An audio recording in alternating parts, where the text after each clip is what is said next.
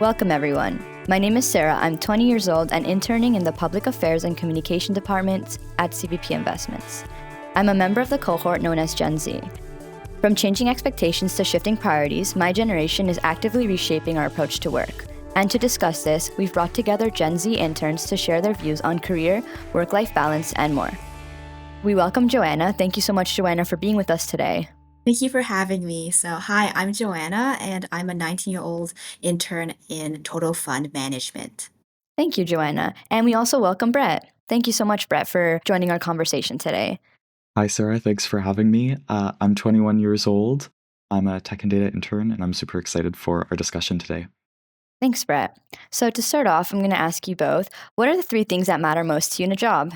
Let's start with Brett. That's a really good question. I think the three things that matter the most to me in a job would probably be learning opportunities, the ability to have an impact, and the ability to indulge my curiosity in a given field. So, for example, at CPPIB, we work with a lot of investments, and one of the best pieces of advice I think I've ever received is that when you're younger, you should be investing in yourself and what you know. So I really like to look for job opportunities that show that there's the capacity to learn and the capacity to build new skills. But then with that, I've always noticed that I feel the most motivated by work that has an impact. That can be an impact, just more generally speaking, on the community or on society, but that could also be having a really positive impact in the team with which you work.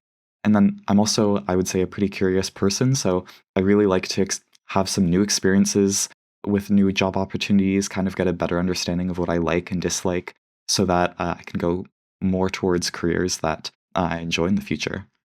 Completely agree. Yeah, opportunities for growth are super important. And as you mentioned, like company culture, like the workplace environment, the people. So having people that are like really supportive, they're really positive, and having like an inclusive environment is something that's really key. What about you, Joanna? What are three things that matter most to you in a job?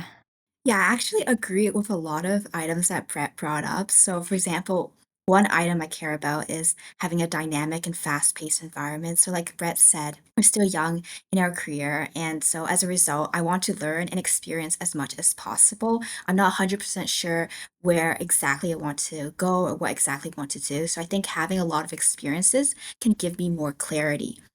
Another aspect I really care about is that human interaction or mentorship component in a job. So I'm personally very social. I love talking. So I find it very attractive to work in a very collaborative environment where I'm able to see my teammates and work together. And then lastly, also pretty similar to what Brett mentioned, having an impact. I feel the work can be interesting or fun, but most importantly, it's nice to know that my work actually contributes to something bigger than me and that actually makes a real difference. So I find that's where the fulfillment aspect comes in. And so having impact in the job is very important to me too.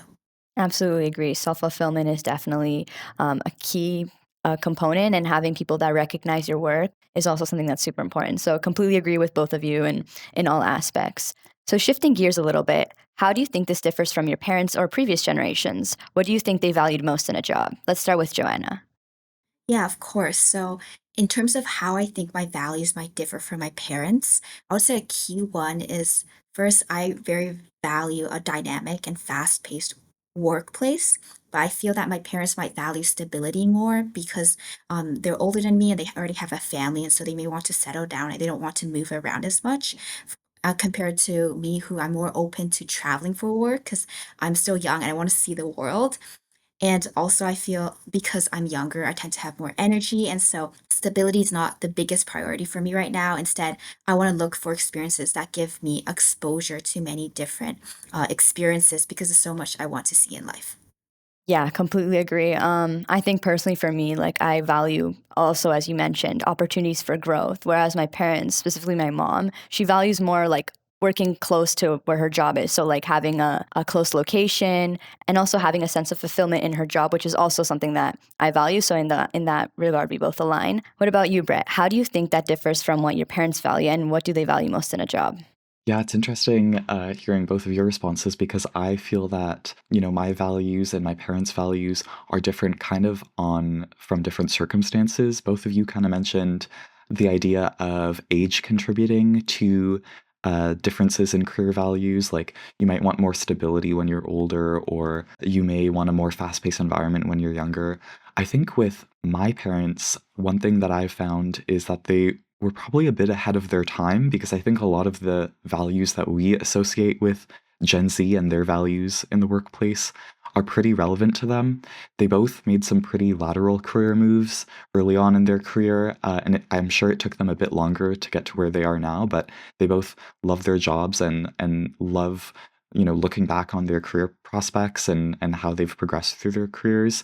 But in the case of, generational differences, it was really evident to me when they were talking about when they were first looking for jobs, how different Gen Z was for finding a job than, say, my baby boomer parents. For my parents, they looked a lot more for stability. They started with nursing and engineering careers, and they really wanted that stability. And for me, I definitely appreciate stability, but I'm more so looking for some opportunities that can help me identify what I like and dislike. So I think some of those things that older generations have had to have learned throughout their lifetimes are kind of stuff that we've been taught from the beginning, because those have become valuable to them.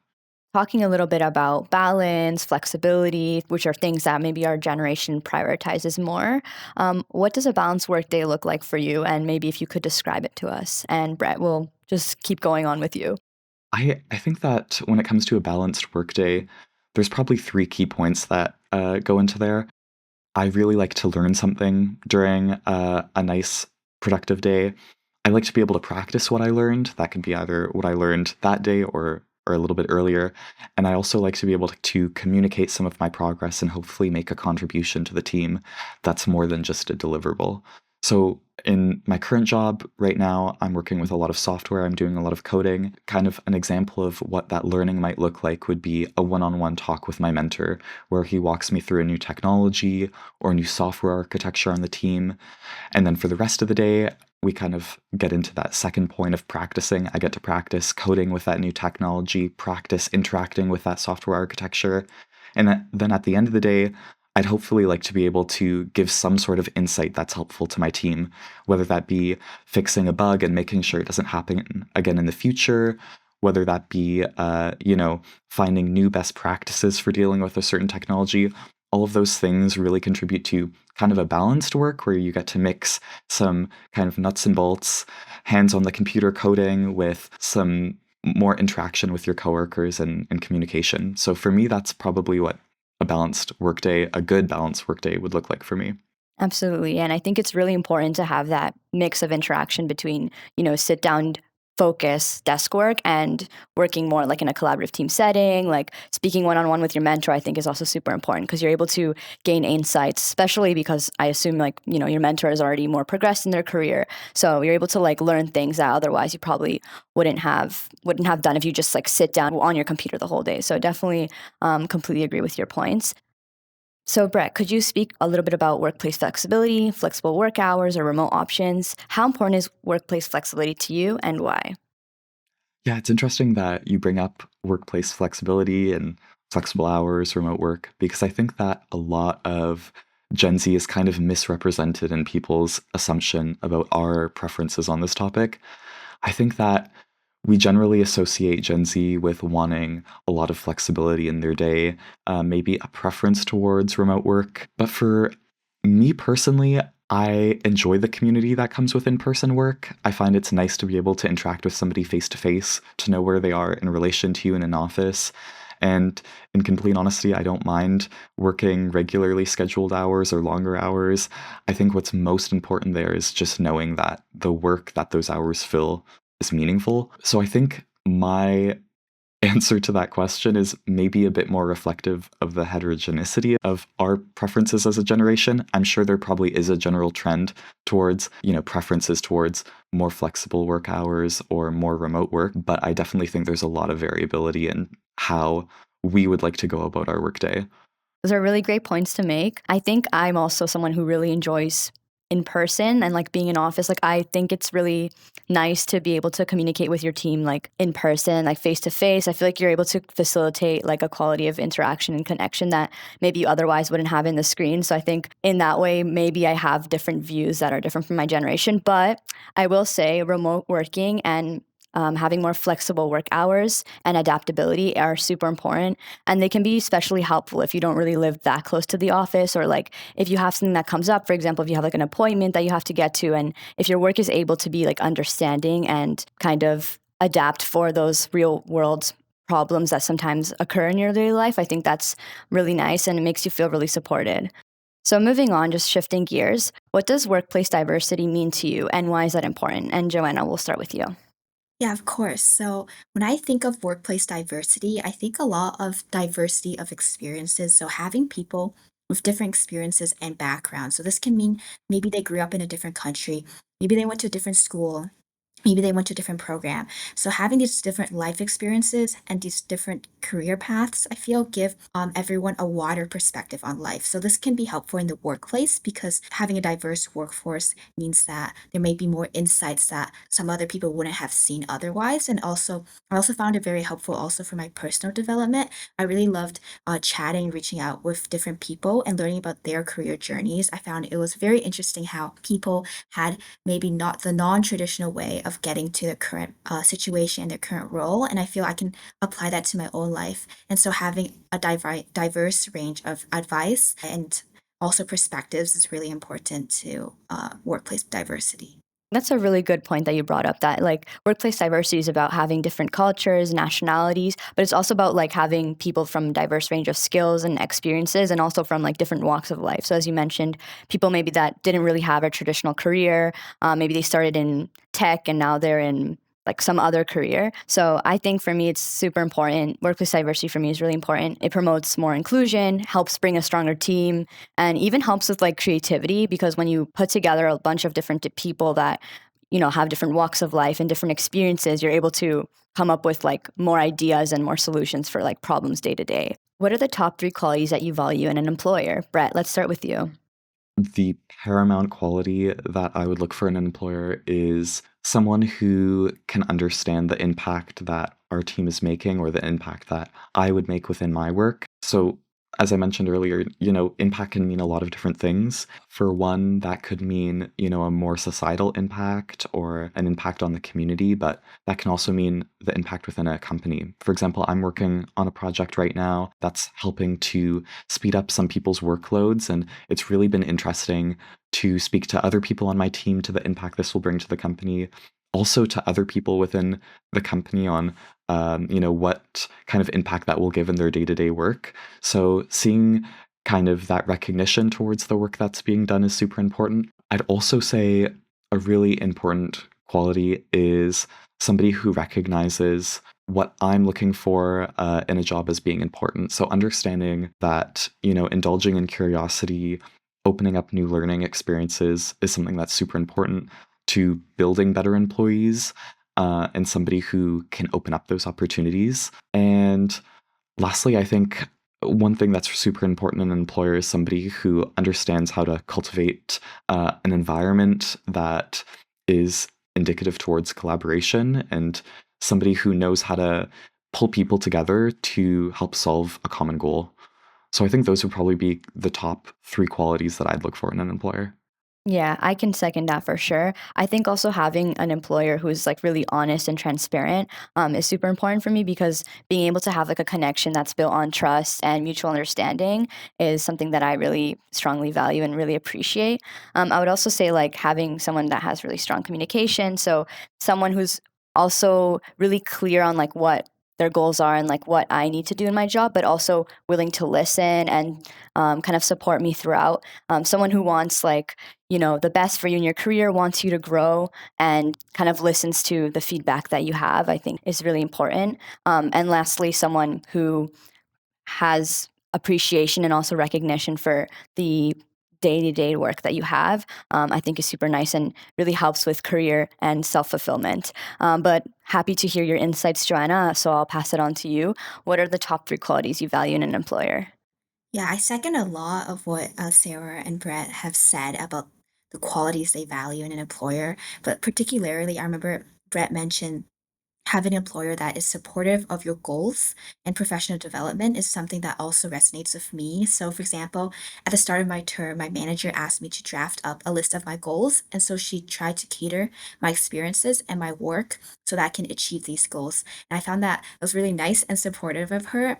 So, I also feel that speaks volumes about the culture in general, in the department, and in the fund overall. So that's something I very much value. Another aspect that really stood out to me is having perhaps more mentorship like culture. So I know at CPP we all get our designated mentor, but I've met so many different amazing people that even though I only have one formal mentor technically, I'm lucky to say that I have gained multiple informal mentors during this term. And so that's something I'm very grateful for and something that I very value in an employer.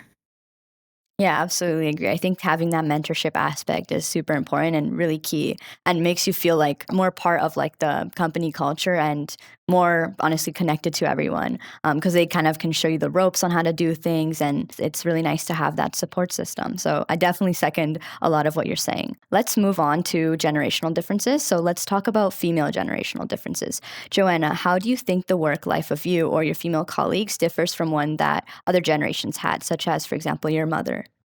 Yeah, so on the topic of female generational differences and how maybe my career path might look different from my parents or my mom's, I can only speak to my own experiences, but I think a big difference is opportunities available. So, for instance, my mom never did internships, but I'm fortunate enough to have done an internship here and the opportunity to do more internships in the future. And so, as a result of that, I feel I have more exposure to different companies and different professions compared to maybe my mother, who I know she stayed in the same company for her entire career. She's very happy there, but I think for me as like someone who's more new to the corporate world and who wants to explore more, I really appreciate the opportunity to be able to leverage these internships and experience a lot more before I decide on a career path. Yeah, completely agree. I'd also say, like, one thing for me that I've noticed is like now with technology being a really big thing, a lot of the things in our day to day work are like automated, or we can use like Gen AI to kind of like help facilitate or help expedite a process. Whereas, like, maybe other people in previous generations didn't really have this tool available to them. So that's like another thing that I was like thinking about when I was like, let me think about like generational differences. I would say like the tools that we have available now, for example, as you mentioned, like internships, I feel like before it wasn't maybe as heavily emphasized, but now it's really nice that like, a younger demographic, younger generation can have these like hands-on experiences and kind of have exposure to different industries and help them think about what do they want to do with their future career. So definitely something that I've really enjoyed. Brett, what about you? How do you think the experiences of your female colleagues differ from previous generations of women? Yeah, speaking as someone who isn't a woman, I'm providing a bit more of an outside view on this question, but I guess I can provide some insight as to how this conversation relates to tech, since women were a notoriously represented industry in tech only a decade or two ago.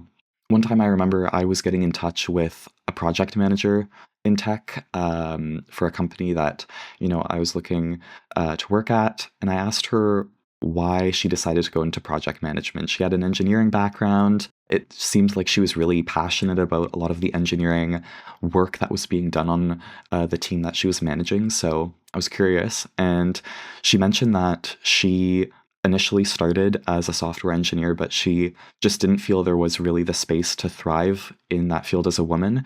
She didn't see a lot of community within the spaces she worked in. And so eventually she just decided to go into project management because she found that there was more opportunities and more community for women in that field. And so I think when we're discussing generational differences, this might be the biggest contrast that I have been able to see in my day to day because I know a lot of women in my classes who are keen to become engineers who have a lot of other women to look up to, and I think that kind of speaks to the importance of having role models and having people who look like you and who might come from similar backgrounds as you in positions that are traditionally dominated by other demographics. So I think that one of the biggest differences we'll see from Gen Z is a lot more women in tech, and we're already seeing that difference play out nowadays. And, just from seeing my classmates enter their internships. So yeah, it'll be very interesting to see what comes from that and what kind of insights that will bring. Yeah, so super good point, Brett. I think that nowadays we're seeing a lot more females in positions where it was more like male dominated, so that's super nice to see. So super good point that you brought up, and highly agree with you on that. So thank you so much again for both of you for being part of this conversation today. Thank you so much, Brett. Yeah, thank you. I had so much fun today. Yeah, likewise. It was great to see your insights and to hear more about what you have about this topic. And thank you so much, Joanna. Thank you. I really enjoyed the conversation. It was a pleasure chatting with you today. Thank you so much to the Gen Z interns for joining us today. We really appreciate your insights. For more on this subject, please see the latest research report from CPP Investments Insights Institute.